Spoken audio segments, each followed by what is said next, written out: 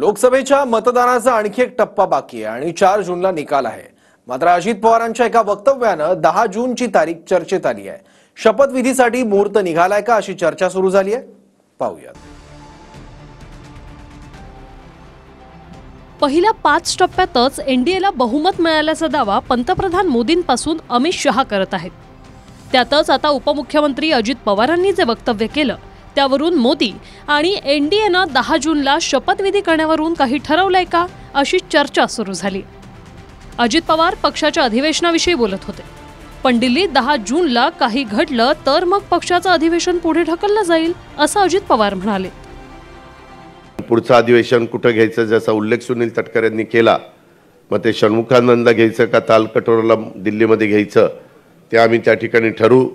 10 जूनलाच होईल असं सांगता येत नाही, कारण 10 जूनला जर काही वेगळं दिल्लीमध्ये त्या दिवशी घडलं तर 2 दिवस पुढं पण ते जाण्याची शक्यता नाकारता येत नाही। 2-3 दिवस ह्याची पण कृपा करून कार्यकर्त्यांनी नोंद घ्यावी। बहुमत पार केलेलं आहे आणि अभूतपूर्व अशा प्रकारचं यश मिळणार आहे।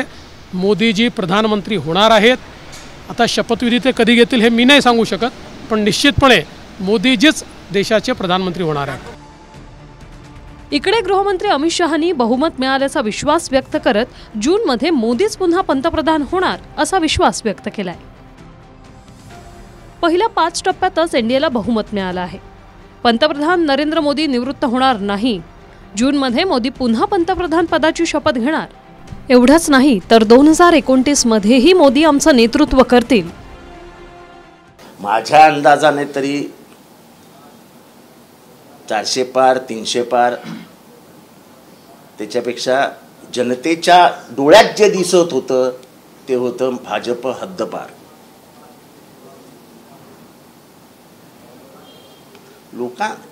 ही निवडणूक कोण विरुद्ध कोण नव्हती, ही निवडणूक जनतेने हातात घेतली होती। लोक चिठ्ठ्या घेऊन डायरेक्ट मतदानाला गेली, कोणातल्याही चेहऱ्यावरती काही न दाखवता कोणाशी न बोलता बाहेर पडले आणि घरी निघून गेली। लोक बोलतच नव्हती आणि न बोलणारी लोक ही फार डेंजर असतात आणि ती नेहमी सत्तेच्या विरोधात असतात।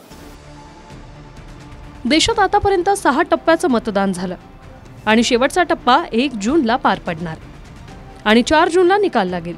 त्यामुळे निकालानंतरची आकडेवारी नवं सरकार कोणाचं हे ठरवणार। Bureau report TV9 Marathi.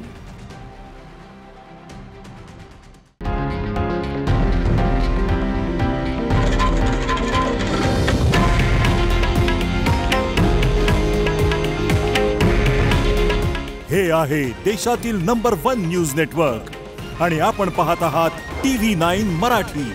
काळजी तुमची, हित महाराष्ट्राचं।